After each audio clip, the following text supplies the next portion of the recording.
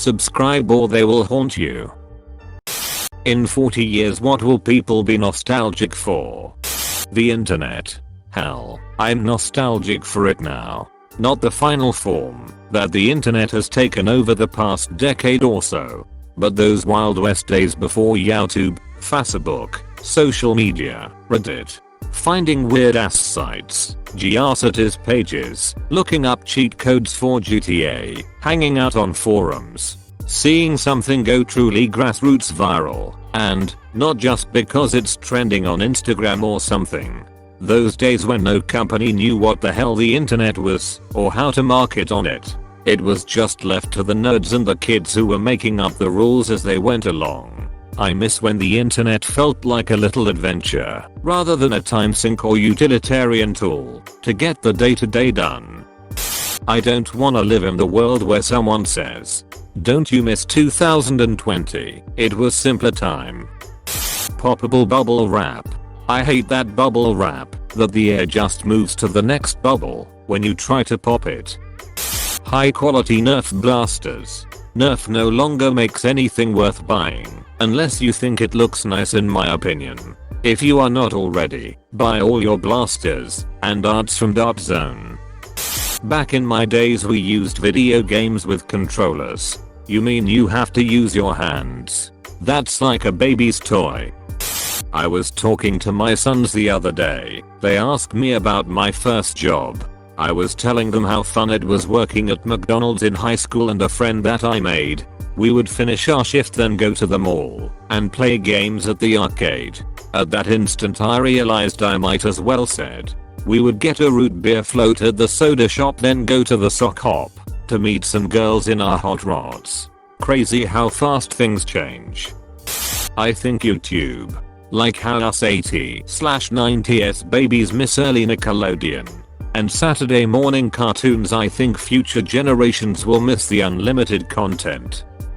I have a running joke that I'm from the future and I'm relieved that I'm back in the glory days of 2020. Probably gaming. It will be very different in 40 years. Honestly, Full Dive VR will probably be around by then. Give us the VR from Futurama and I'm gone from this mortal coil. Being able to say, "It must have got lost in the mail," or "I didn't get your text" as a life for ignoring someone. I work in tech and the old joke is features, schedule/budget, quality, pick two. I don't think you need to worry about losing bad quality communication to blame things on anytime soon. Movie DVDs. With everything going digital, I think production houses will soon stop making DVDs and just start streaming the movies in either their respective streaming platforms or sell them to other platforms like Netflix. Got me a new music CD today. Friends think I'm insane. I like physical movies, CDs, books, and video games. I'm 16. Sure, digital is more convenient, but some reason I like to hold my possessions. Plus being able to save movies/CDs to my computer and lending them to my pals. Driving a car yourself. Privacy. If the governments do it right, they'll slowly erode people's privacy rights, and few if any will notice or complain. In fact, it's already working. Congress renewed the Patriot Act last November, and the Senate voted this year to allow the CIA and FBI the ability to view US citizen browser history without a warrant. Do you remember either event being seriously covered in major media outlets? And do you remember any mass public outcry? Me neither. Edit. Many people are repeatedly bringing up private data collection by companies. This is also a serious issue, and it's not mutually exclusive. Both problems need to be fixed. We just spent 5 months with family, having dinners together, watching TV together, playing games, just being a family. Kids are going to grow up remembering the time they had with their parents and siblings. There will be good memories. This was more wholesome than I first expected. Adults forget how resilient kids are. I can guarantee most of the adults complaining about getting back to normal would love to go back and have just 1 month with their dad playing catch or watching TV. 40 years ago was 1980. I was a teenager. If that question had been asked then, some very similar answers would have been given.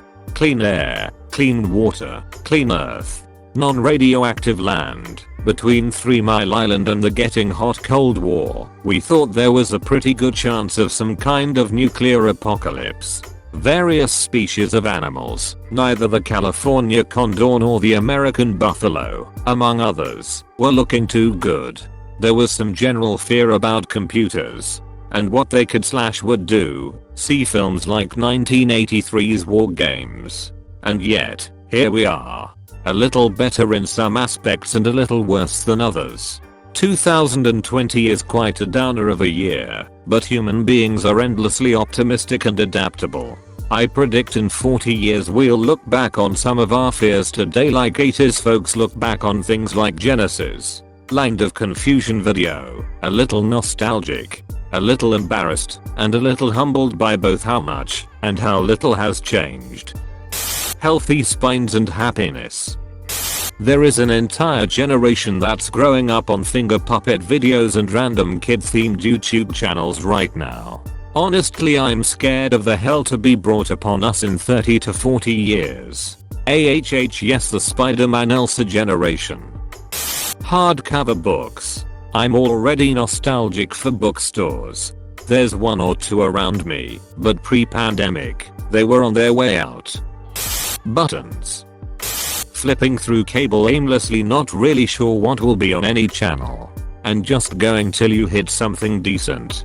The place I'm at now has free cable included, and sometimes I'll waste hours just flipping through. It feels just like the early 2000s again, and is a crazy throwback feeling to watching TV before everything was on apps and on demand. You kinda forget you used to watch TV by finding the channel, and how you felt like you just found $5 if you happen to catch a good episode rerun of one of your favorite sitcoms late at night when most of the channels were doing late night infomercials. Or how if you couldn't find anything good, so you'd just sit there and watch an infomercial about Bowflexes for half an hour, and watching the news air on TV instead of getting news through YouTube videos or posts on social media. If you wanted to know whether it was gonna rain that weekend, you had to wait till the news cycled back to the weatherman every 20 minutes or so, having to plan bathroom sprints around commercial breaks so you didn't miss a big play during a big championship game. The experience of watching porn by Cinemax late at night when everyone else in the house was asleep.